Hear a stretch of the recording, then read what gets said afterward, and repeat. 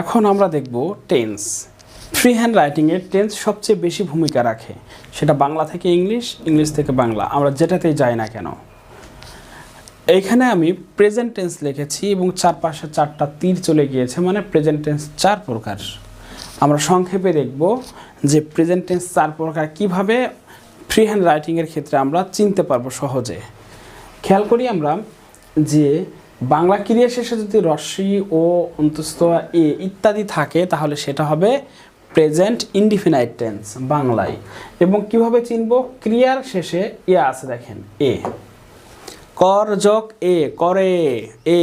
বাংলা ক্রিয়ার শেষে যদি এ থাকে, ও থাকে, অন্তস্থ আ থাকে, রস্যই থাকে তাহলে সেটা হবে প্রেজেন্ট ইনডিফিনাইট টেন্স। ওকে, এরপরে খেয়াল করি বাংলা ক্রিয়ার শেষে যদি থাকে তেসি, তেসো, তেসেন অথবা চয় ছয়, ইশিকার, চয় ছয়, একার, চয় ছ, তাহলে সেটাও হবে প্রেজেন্ট কন্টিনিউয়াস টেন্স। সেটাও কি হবে? সেটাও হবে প্রেজেন্ট কন্টিনিউয়াস টেন্স। তাহলে এখন আমরা এখানে খেয়াল করি যে এর গঠন কি? গঠন হচ্ছে সাবজেক্ট, তারপরে অ্যামিজার, ভার, মেইন ভার, তার সাথে আইএনজি। প্রেজেন্ট কন্টিনিউয়াস টেন্স কিভাবে হয়? প্রেজেন্ট কন্টিনিউয়াস টেন্সের সাধারণত অক্সিলিয়ারি ভার্ব থাকে, কিন্তু প্রেজেন্ট ইনডিফিনাইট টেন্সের অক্সিলিয়ারি ভার্ব থাকে না।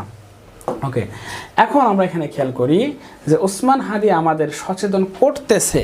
ওসমান হাদি আমাদের সচেতন করতেছে, কাজটা চলমান আছে, যার ফলে এইটা হয়েছে প্রেজেন্ট কন্টিনিউয়াস। এবং আমরা কিভাবে ক্রিয়া দেখে চিন্তা করবো একটু খেয়াল করি। সচেতন করতেছে, এই যে করতেছে ক্রিয়া, শেষে কি আছে? তেসে। এই যে তেসে কথাটা আছে, এই যে তেসি, তেসো, তেসেন বাংলা বাক্যে থাকলে সেটা হবে প্রেজেন্ট কন্টিনিউয়াস টেন্স। এরপরে একটু আমরা খেয়াল করি, যদি ক্রিয়ার শেষে, কোথায়? যদি ক্রিয়ার শেষে কি থাকে? আসি, আসো, আসেন। যদি বাংলা ক্রিয়ার শেষে কি থাকে? আসি, আসো, আসেন থাকে, তাহলে সেটাও কি হবে? সেটাও হবে হচ্ছে প্রেজেন্ট পারফেক্ট টেন্স।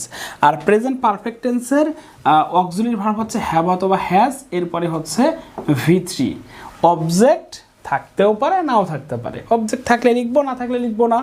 ওকে, এখন এটার আমরা একটা উদাহরণ দেখি, সবাই একটু খেয়াল করি এখানে যে ওসমান হাদি আমাদের সচেতন করিয়াছে।